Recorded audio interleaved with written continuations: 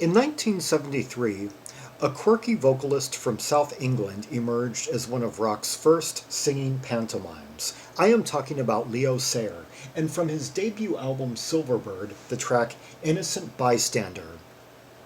Standing by the railway station waiting for your train. I gotta tell you, that intro reminds me a lot of Winning by Russ Ballard, who plays on this album, even though he didn't co-write the song. The songs on this album are Dave Courtney, Leo Sayer co-writes. Although Russ Ballard, of course, is known throughout the industry as a songwriter. Let's compare. Here's the beginning of Winning.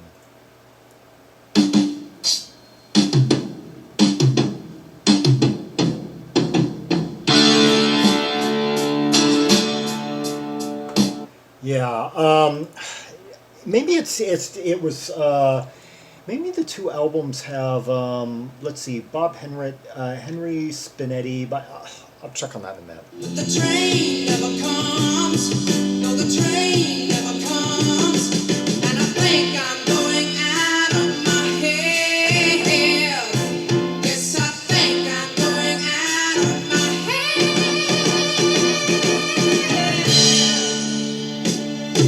No, the two albums, Winning and Silverbird, do not have the same drummer, so it wasn't like a guy who it wasn't like a guy, like the same drummer recalling a lick he had played earlier. But yeah, Innocent Bystander comes out in 1973, Winning comes out in 1976. Running down the track, trying to reach the end, but the end never comes, but the end never comes, and I think I'm going out of my head. Now this is an interesting compositional device. It's kind of like the way it switches into this kind of minor. It has this kind of dull quality to it. Yes, I think I'm going out of my head. Kind of helium-like voice there.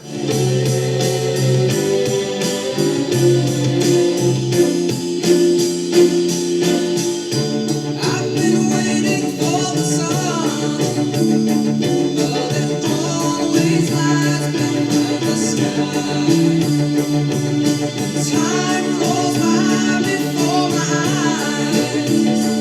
eyes. Yeah, I like the way that a song will like stay in the same key for like 4 bars, but it'll alter like after 2.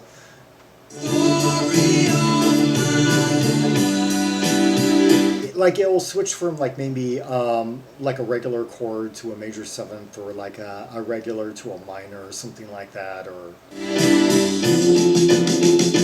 And I think I'm going out of my head. Yes, I think I'm going out of my head. That was like a combination chord somehow. I'm thinking it was like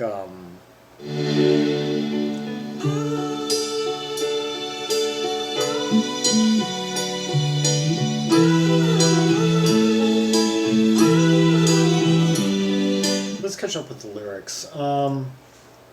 Standing by the railway station, waiting for your train, but the train never comes. No, the train never comes. And I think I'm going out of my how? I thought he was saying head. Is that really what he says? I got to double check.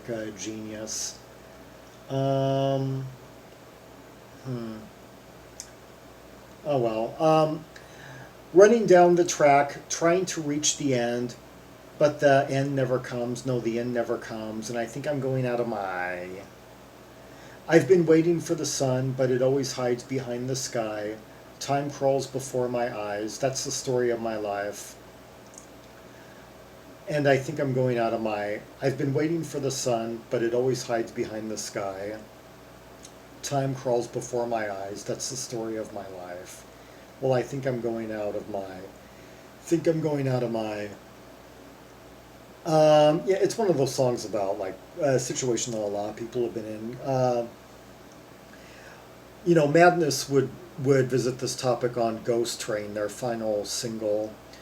But here, it seems to be more a metaphor for kind of life in general, like time running out, like the experience of like waiting for a train that never, or waiting for what seems like forever, which can be a real boring wait. One of the most boring things to do is to wait for a train or a bus to arrive, and that being kind of like a metaphor for time running out like sand.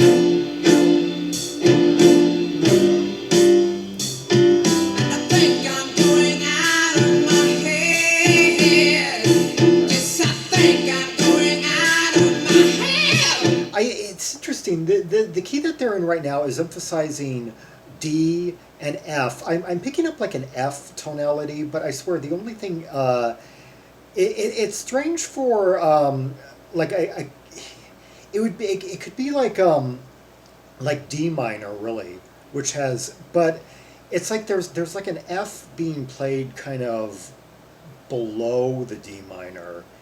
And of course, you don't. I'm not hearing like the fifth. I'm just hearing bum bum F F D D.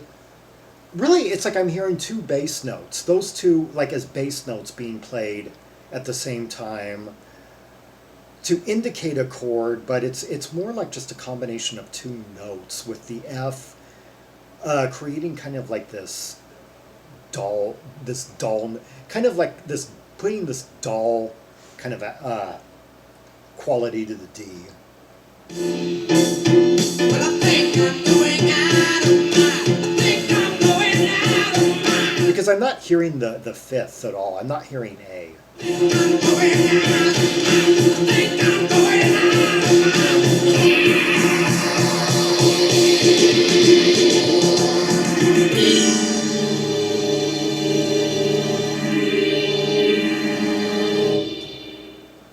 I don't think I've ever thought of that before. Like, form kind of like a D minor tonality by just hitting kind of like a D note and then a lower F note at the same time. Like a 1-3 D minor. Huh, that was Leo Sayer with Innocent Bystander from Silverbird. And Dave Courtney, former sidekick of early 60s teen idol Adam Faith, who discovered Leo Sayer in a band called Patches in the early 70s and was just awestruck by the young man's potential, and they struck up a songwriting partnership, and yeah, Adam Faith mortgaged his house to get the whole thing off the ground and launch Leo Sayer in the UK. And he said he wasn't even interested in their demo tape at first, but the moment he finally got around to putting it on, he was just like, he ended up just putting everything down. He got, oh my god, and just knew he had to like get this young man out before the public. And I have to say, they not only do they have a lot of chemistry together, like as a team, but Dave Courtney had quite a knack for chord structure, composition. I mean, the way it went like D D 7 7 G G 7. It's like, yeah, basically two chords turned into four over the course of like the verse structure, and then throwing in that bizarre combination of notes, ostensibly a D minor, but not really a D minor. Well, one of the most unconventional ways of forming a D minor I've encountered. Yeah. Leo Sayer, Innocent Bystander. Let's hear another track from the album, Drop Back. My life in your hands, you build me as if I were a king. One of those songs where the lyrics just start out right away. I can't believe, huh? how many songs can you think of that do that where where from the first second running the singer is just the lyrics begin. Heart will not understand. I give you my everything.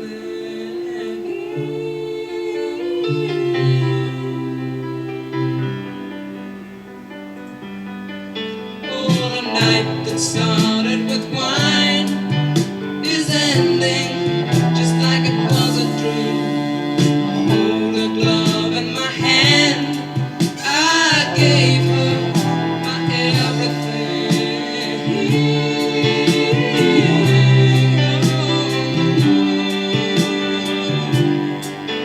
Come back, she said to me, go back. Come back, I failed to see why. She brought back. Okay, let's catch up with the lyrics here. You hold my life in your hands. You build me as if I were a king. Your heart does not understand. I give you my everything. Oh, the night that started with wine is ending just like it was a dream. I held her glove in my head. I gave her my everything. Leo Sayer, quite the interesting lyricist at this point in his career. Well, he could turn out some real clever turn of phrase, like during more his like MOR pop phase. But this has me intrigued as to what inspired. Genius never has any one commenting, but let's see. If I try and take this apart line by line, you hold my life in your hands. You build me as if I were a king. So far, all I can picture is either a kingmaker or someone being built up to be torn down. Your heart does not understand. I give you my everything. On the night that started with wine is ending just like it was a dream. I held her glove in my hand. I gave her my everything. I'm wondering if this is just drop back. She said to me, go back, drop back. I fail to see why I should drop back. I guess this is about some kind of relationship that's folding. I'll just have to let it play out a bit more.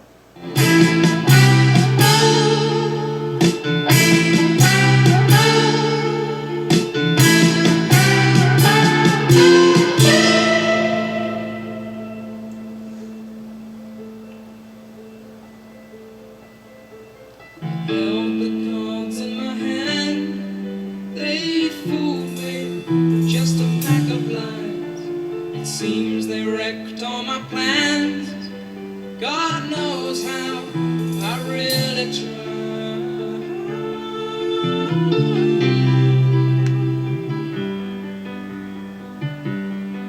Oh, that night that started with wine, it's ending just like it was a dream.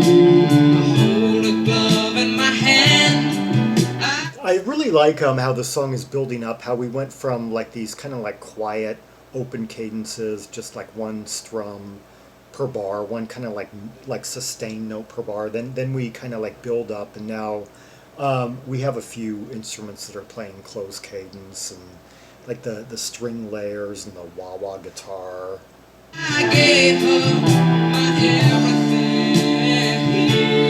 Like loose, like open wah wah, like wah.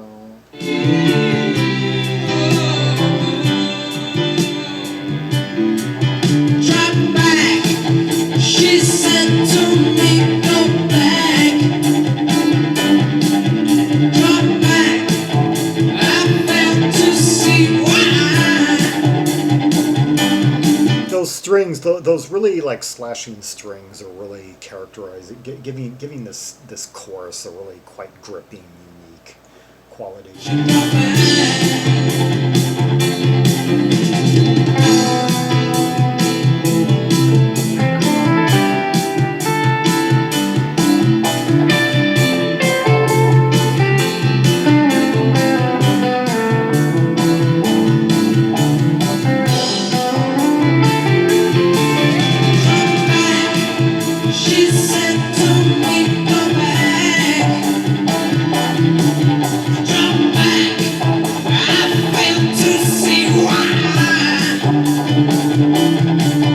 Let's catch up with the lyrics here. I held the cards in my hand. They fooled me, just a pack of lies. It seems they wrecked all my plans. God knows how I really tried. Oh, that night that started with wine. It's ending just like it was a dream. I hold her glove in my hand. I gave her my everything. Drop back, she said to me, go back. Chorus a few more times.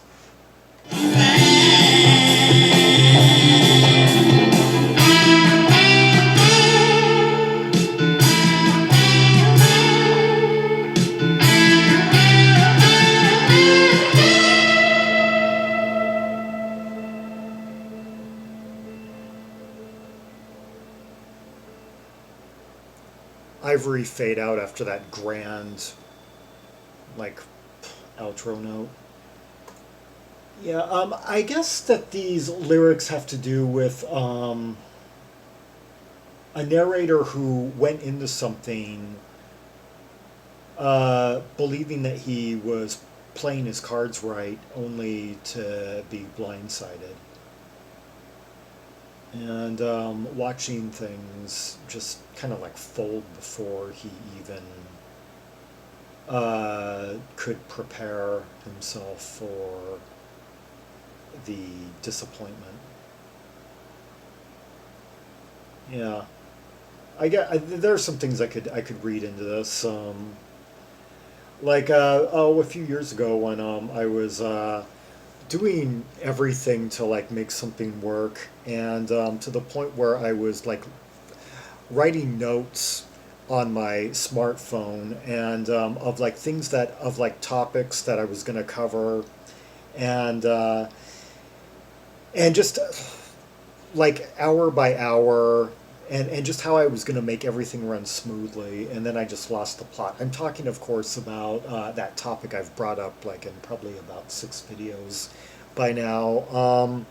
Yeah, and that, oh, that night that started with wine, it's ending just like it was a dream. Yeah, that's rather evocative, because in my case, it was like